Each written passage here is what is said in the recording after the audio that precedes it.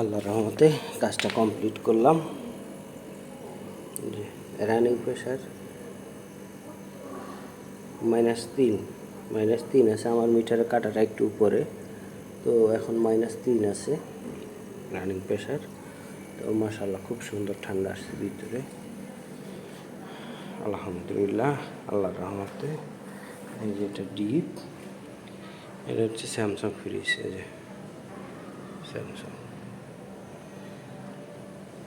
তো এই হচ্ছে ডিপ নিচে, যে দেখেন খুব সুন্দর কুয়াশা কুয়াশা আসছে, আলহামদুলিল্লাহ খুব সুন্দর কুয়াশা কুয়াশা আসছে।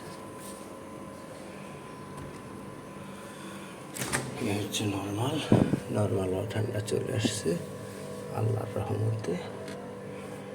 আশা করি আর সমস্যা হবে না। সুন্দর বরফ চলে আসছে।